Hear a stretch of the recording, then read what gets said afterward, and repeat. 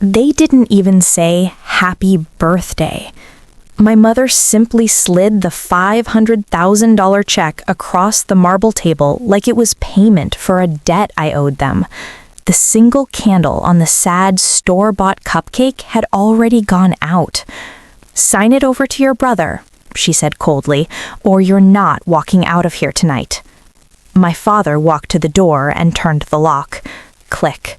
He held up his phone, a photo of a black car parked right outside our porch, two shadows waiting inside.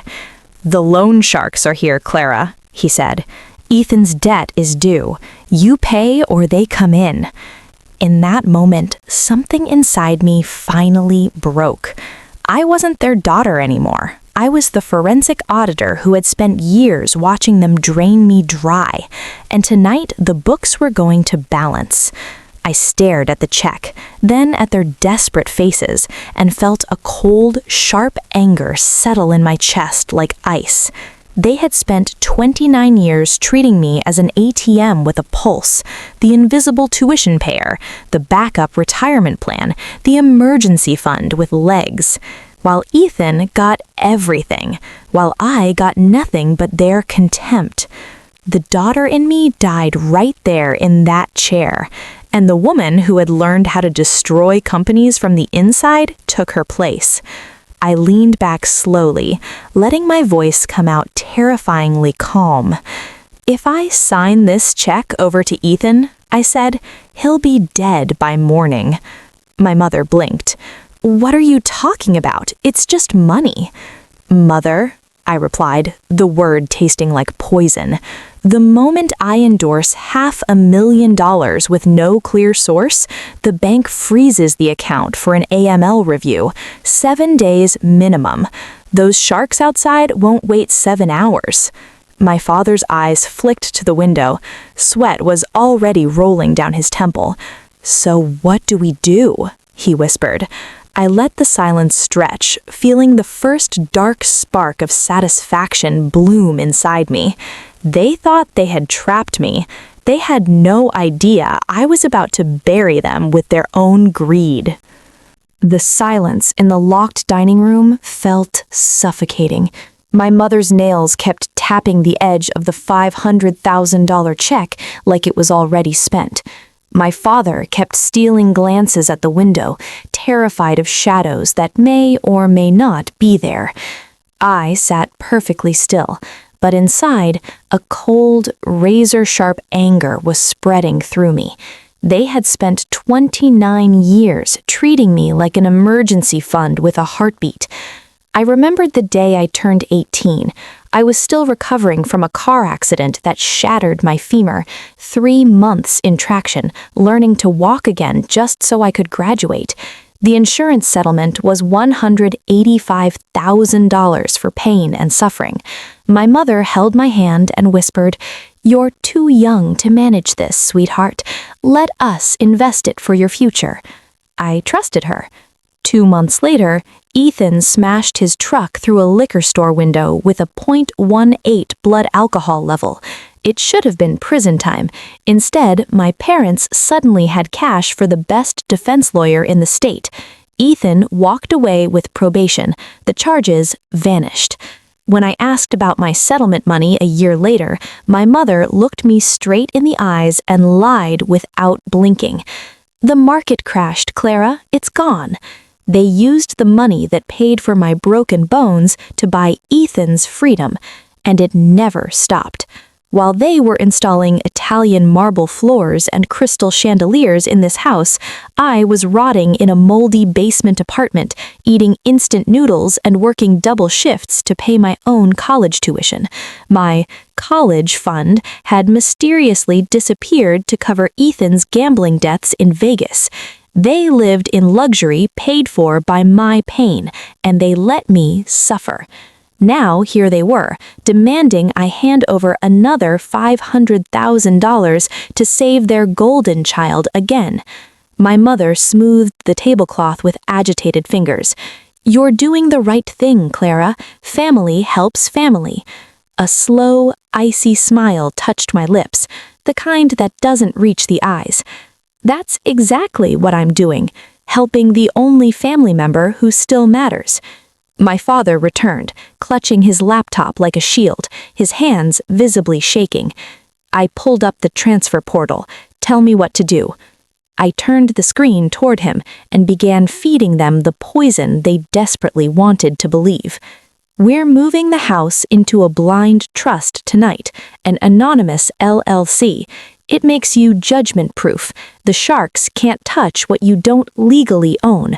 My mother's eyes lit up with greed. I watched them both, feeling that dark satisfaction burn hotter. They thought they were using me one last time. They had no idea I was about to take everything from them. The silence in the dining room was suffocating. My mother's nails kept tapping the $500,000 check like a ticking bomb. My father kept glancing at the window, sweat soaking through his shirt.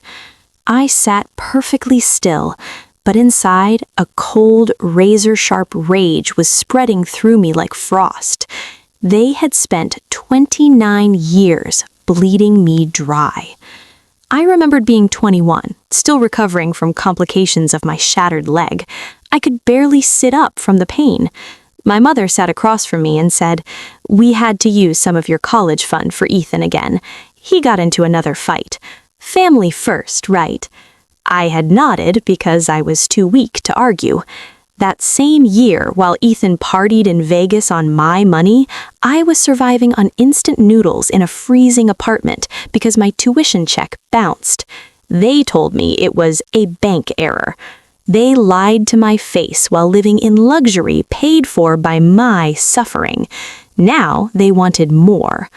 I opened the laptop and began the trap. "We're moving the house into a blind trust tonight," I said, voice steady. "An anonymous LLC called Veritas Holdings. It makes you judgment-proof. The sharks can't touch what you don't legally own." My mother's eyes lit up with greed. "Do it. Fix this, Clara." I felt a dark, vicious satisfaction bloom inside me. They were so desperate they were begging the daughter they had spent years draining to save them. My mother suddenly leaned forward, her voice dropping into pure venom. "And listen to me very carefully, Clara," she hissed, eyes narrowed. "If you even think about screwing this up, I will call 911 right now. I'll tell them you're having a psychotic break. I'll bring up those pills you took in college. I'll have you committed by morning. You'll lose your accounting license. You'll lose everything you've built. I will burn your entire life to the ground to save your brother." The room went ice cold. For a split second, the old hurt tried to rise, the little girl who just wanted to be loved. I crushed it instantly. Instead, a colder, sharper fury took its place. Not hot rage. This was ice. This was the quiet thrill of watching someone walk straight into their own destruction. I looked my mother dead in the eyes and let a slow, dangerous smile spread across my face. "Perfectly clear," I said softly. "Family comes first." I turned the laptop toward my father. "Sign here. We have less than 10 minutes before the notary slot closes." They didn't know the notary was fake. They didn't know Veritas Holdings was already mine. They didn't know I had been waiting years for this exact moment. As my father's trembling finger hovered over the trackpad, I felt it, the hunter's satisfaction. They were about to hand me their entire world, and they were going to thank me while I took it. The green seal flashed on the laptop screen. "Deed transfer complete," the fake notary said. My mother exhaled in relief. "It's done. The house is safe." I closed the laptop slowly and looked at both of them. "No," I said calmly. "The house is gone." The room went completely silent. My mother blinked.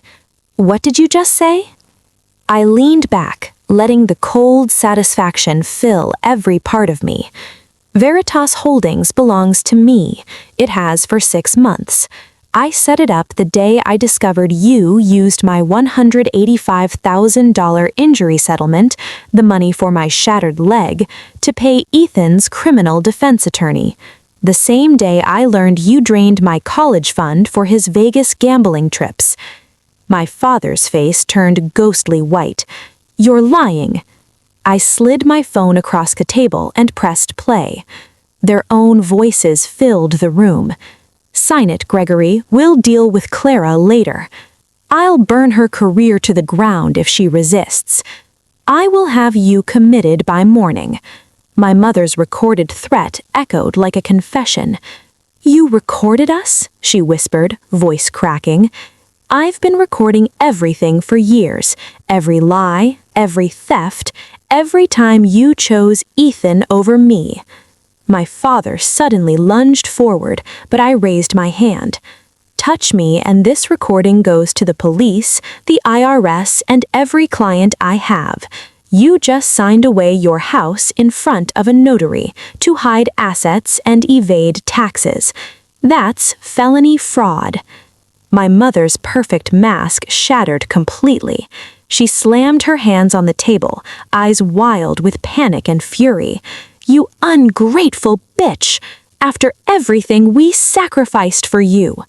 Sacrificed? I cut her off, my voice rising, sharp and freezing. You used my pain money to save Ethan from jail. You let me live in mold while you built this palace. You just threatened to have me locked up in a psych ward to protect your golden child, and now you want to call me ungrateful? Tears of rage streamed down her face. She looked small, broken. Please, Clara, she whispered, voice trembling. We're begging you, don't do this. We'll lose everything. My father dropped to his knees beside the table, actually got on his knees. Clara, honey, please, we'll pay you back. We'll make it right. Just give us the house back. I stood up slowly and looked down at both of them. For the first time in 29 years, they were begging me, and it felt like justice served ice cold. You don't get to beg now, I said quietly. You had 29 years to treat me like a daughter. I walked to the door, unlocked it, and turned back one last time. Pack your things. You have until noon tomorrow to get out. After that, the eviction papers and fraud evidence go public. My mother's sobs turned ugly and broken as I stepped out into the night.